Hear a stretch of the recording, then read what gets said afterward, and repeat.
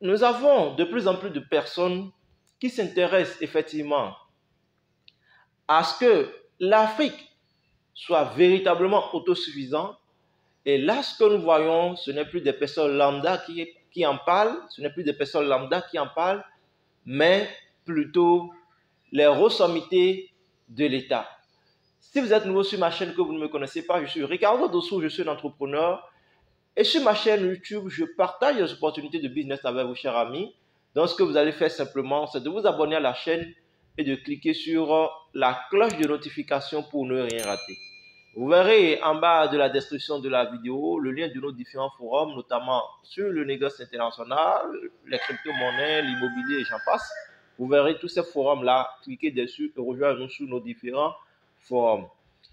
Alors, comme je le disais à l'entame, nous avons de plus en plus de personnes qui vraiment se battent et veulent plutôt que l'Afrique soit autosuffisante sur le plan alimentaire. Et lorsque nous prenons le président du Burkina Faso, son Excellence le capitaine Ibrahim Traoré, il a été clair là-dessus dans un discours que je vais partager avec vous. Je ne suis pas économiste de formation, mais de la fonction que nous occupons, on est obligé d'apprendre l'économie. Et je sais que l'économie ne pourra mieux se porter que lorsque nous produisons sur place et qu'on arrête l'importation. Je voudrais donc inviter ici le patronat à inscrire donc dans son agenda le plan stratégique et dans notre vision qui est donc le développement endogène, le concept de production. Parce que nous importons beaucoup et nous souhaitons qu'à partir de janvier, nous allons trouver les formules nécessaires pour que les importateurs soient des producteurs, qu'ils puissent contribuer au projet productif sur place ici. Donc ceux qui importent le riz, qu'ils se préparent à investir dans la production de riz. C'est ça aussi. Ah oui. Donc les gros importateurs de riz sont là. Parce que nous importons trop en Afrique.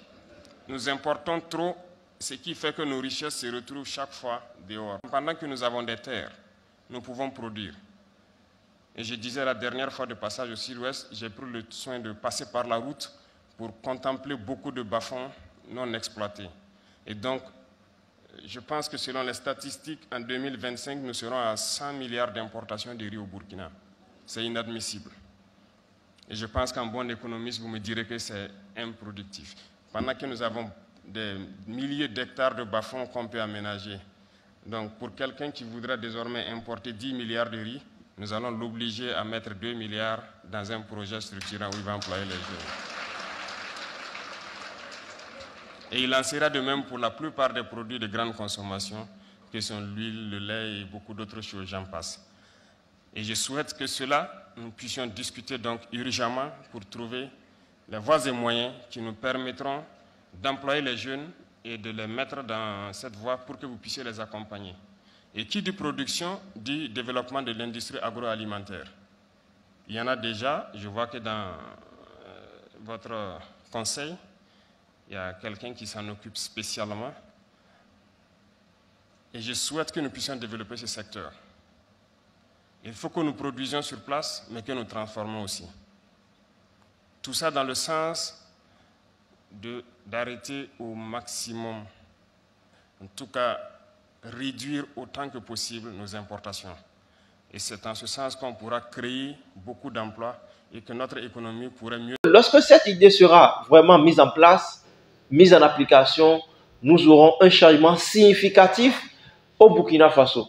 Pourquoi? Parce qu'il dit clairement que les importateurs seront impliqués dans le processus. Du coup, les importateurs, au lieu d'aller importer 100% le riz, ils vont importer une partie et une partie de leur capital sera investie dans l'agriculture, notamment dans le riz. Si vous êtes importateur du riz, vous allez plutôt investir dans la production du riz, les amis. Si vous êtes importateur, par exemple, des céréales, vous allez importer une partie, mais vous aurez également à investir une bonne partie dans la production des céréales dans votre pays, notamment au Burkina Faso. Vous imaginez, nous prenons par exemple 1000 importateurs et ce projet par exemple voit effectivement le jour puisqu'il a donné d'ici janvier 2024. Mais supposons que ce projet voit vraiment le jour, les amis. Nous avons 1000 importateurs. Ces 1000 importateurs, par exemple, chacun va importer pour 10 millions de dollars à l'extérieur. Et l'État décide qu'ils importent, par exemple, pour 5 millions de dollars et les 5 millions restants, qu'ils investissent massivement dans l'agriculture. Vous voyez ce que ça va donner comme résultat? C'est ça que nous voulons vraiment pour notre continent africain. Et indirectement, ça va créer de l'emploi, mais non seulement créer de l'emploi, mais nous aurons un autre secteur qui va prendre de l'élan. Le secteur industriel, puisqu'il ne faudrait pas seulement produire pour produire, mais il va falloir aussi transformer. Donc par ricochet, tout le secteur agro-industriel va prendre. Et cela aura un impact significatif sur l'économie nationale. C'est ça les amis, et c'est ça que nous voulons. Lorsque nous prenons par exemple le Bénin, eux, ils ont décidé que d'ici janvier 2024, donc nous sommes à quelques jours, qu'il n'y aura plus l'importation des produits congelés, notamment des poulets au Bénin ici. Donc ça aussi c'est une très bonne mesure. Mais lorsque on prend la mesure du président Ibrahim Traoré, c'est une mesure forte. Je pense que nous devons vraiment saluer ce genre de mesures. Et c'est ce que, depuis les indépendances, les peuples africains demandent. Être financier, être autosuffisant alimentairement. Ce fut le combat du capitaine Thomas Sankara. Ce fut le combat de beaucoup de leaders que nous avions vus assassinés. Et je me demande, et là je viens me poser une question. Alors actuellement ils sont en position de force, bien entendu, parce que ils sont en rupture avec la France. Est-ce que c'est parce qu'aujourd'hui ils sont en rupture avec la France qu'ils arrivent à prendre cette décision, ou c'est parce qu'il y a une véritable volonté d'autosuffisance, de changement? Parce que nous savons, il y a beaucoup d'États qui sont encore sous le joug français.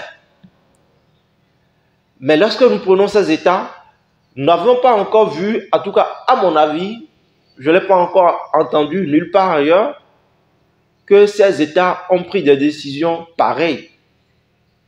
Donc, il faudrait que nos chefs d'État comprennent l'enjeu et travaillent activement pour cela, les amis. Les opérateurs économiques feront leur part, mais il faudrait déjà que l'État aussi fasse sa part.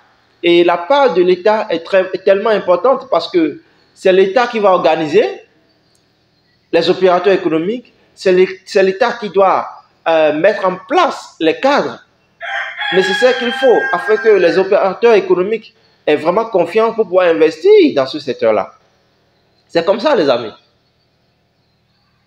Et ici, au niveau du Burkina Faso, je pense qu'ils vont y arriver parce qu'il y a déjà l'engagement de la population et en même temps des opérateurs économiques.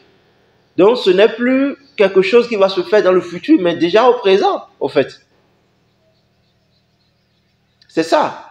Maintenant, l'autre chose qui va aussi beaucoup jouer, c'est le fait qu'il faudrait que les politiques puissent travailler dans le sens à ce que les produits qui seront importés ne soient pas moins chers par rapport aux produits qui seront produits localement sur le territoire. Parce que une chose est de produire localement et l'autre chose est de vendre. Parce que si nous produisons nos produits, par exemple, et que nous voyons que les produits qui viennent de l'extérieur sont plus chers, sont moins chers comparativement aux produits qui sont produits sur le sol localement, mais naturellement, le pouvoir d'achat de la population ne va pas permettre à ce qu'ils puissent consommer le local. ils vont nécessairement opter pour le moins cher. Et quand c'est comme ça, cela n'avantagera pas l'économie. Donc il faudrait, dans ce sens, que l'État puisse travailler, permettre à ce que ces entrepreneurs, ces opérateurs économiques puissent avoir des facilités pour qu'en produisant, ils puissent avoir la possibilité de vendre leurs produits sur le marché à moins de coût à la population locale. C'est comme ça, les amis. Si nous ne faisons pas ça, nous allons effectivement prendre ce genre de décision, mais cela aura d'impact négatif sur l'économie. Et par ricochet, ça va toucher beaucoup plus les investisseurs. Du coup, pour éviter ce genre de choses, il faudrait déjà que l'État mette en place des dispositifs qui vont permettre à ce que lorsqu'un produit quitte l'extérieur, ce produit soit plus ou moins surtaxé et prioriser beaucoup plus les produits locaux. En tout cas, à mon avis, je pense que c'est le mieux à faire. Sinon, ce sera effectivement mis en place, cette politique, mais les résultats ne vont pas suivre. Et ce sera peut-être un échec.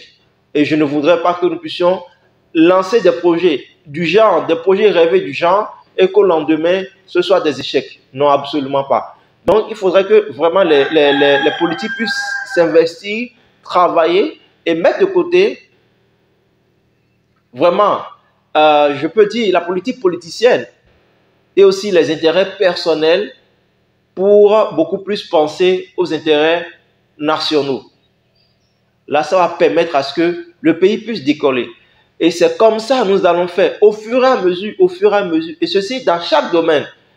Dans chaque domaine, sans exception, dans tous les domaines, nous avons besoin de ce genre d'initiatives, de ce genre de décisions. Et lorsque ce sera effectif, vous allez voir, l'Afrique va commencer par d'abord s'autosuffire et en même temps commencer par s'imposer, les amis.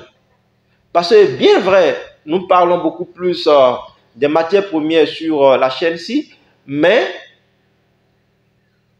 là où il y a beaucoup d'argent et que nous pouvons véritablement nous faire encore plus d'argent, c'est au niveau de la transformation de nos matières premières en produits finis. C'est là où il y a le plus d'argent, les amis. Et l'avantage que nous avons, la main-d'œuvre locale, elle est à portée de main. Cette main-d'œuvre est à portée de main. C'est pourquoi vous allez voir, les entreprises étrangères, lorsqu'elles se délocalisent, elles viennent en Afrique. Parce que la main-d'œuvre en Afrique est abordable.